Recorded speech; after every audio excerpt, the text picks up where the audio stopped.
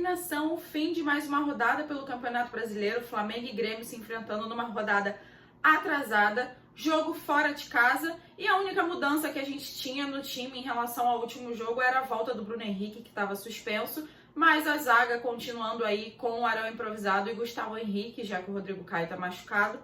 Um primeiro tempo um pouco equilibrado, o Flamengo criou algumas chances, mas ao mesmo tempo a sensação que a gente estava tendo em determinado momento do jogo é que o time não tinha entrosamento nenhum, a movimentação não estava funcionando, muito erro de passe bobo, nada estava dando certo, e quando parecia que as coisas iam começar a melhorar, a gente tomou um gol do Diego Souza, que numa falha e num erro grotesco da zaga, ele conseguiu passar completamente livre entre o Arão e o Gustavo Henrique. O Hugo também estava um pouco mal posicionado, e gol completamente bobo, num erro muito grande. E assim, é chato, a gente tem que ficar repetindo a mesma coisa, mas eu não consigo entender ter zagueiro no banco e ficar improvisando o Arão na zaga. O Arão não é zagueiro, e eu inclusive acho que isso queima o jogador, porque num jogo como o de hoje, num erro como o de hoje, ele vai ser crucificado, como a gente já está acostumado que isso aconteça com ele, com o Gustavo Henrique, mas o cara não é zagueiro, então ele fica num posicionamento completamente errado, apesar de ter ido bem no jogo contra o Palmeiras, por exemplo, e acabou sendo a lambança que foi.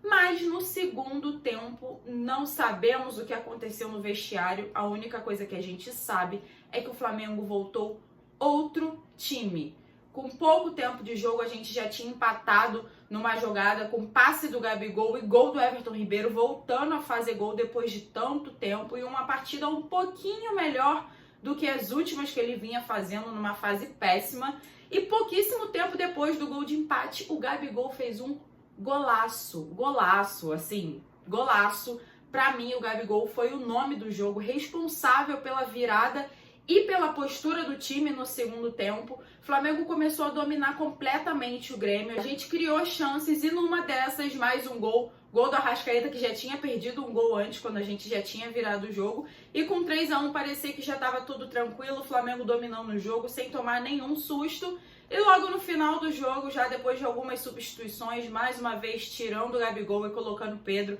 mais um jogo que a gente não consegue ver os dois jogando, mais um jogo em que a solução, ou sei lá, a ideia do Rogério Ceni é colocar o PP em campo, e tomamos outro gol do Diego Souza numa falta, que lembrou muito o gol de falta que ele fez quando ele estava jogando pelo Botafogo, justamente num jogo contra o Flamengo. Nisso o jogo já estava no finalzinho, ainda assim, antes de acabar, deu tempo de sair mais um. Isla marcou o gol dele também já nos últimos minutos, já no apagar das luzes do segundo tempo, e a gente garantiu a vitória. 3 pontos importantíssimos, principalmente quando a gente fala de G4, porque se a gente não consegue os 3 pontos de hoje, a nossa vaga direta na Libertadores iria ficar sim ameaçada nessas últimas partidas, mas o jogo de hoje colocou a gente a 4 pontos do Inter, que é o líder, e na segunda colocação no Campeonato Brasileiro. Eu sinceramente não vou vir aqui falar pra vocês sobre título, sobre nada. O que eu quero é vencer os jogos e que o Flamengo faça parte dele, e que a gente consiga ver mais o Flamengo do segundo tempo do jogo de hoje do que o Flamengo do primeiro tempo, e principalmente que a gente não veja mais o Flamengo do jogo contra o Atlético Paranaense e vai pra cima deles, Mengão.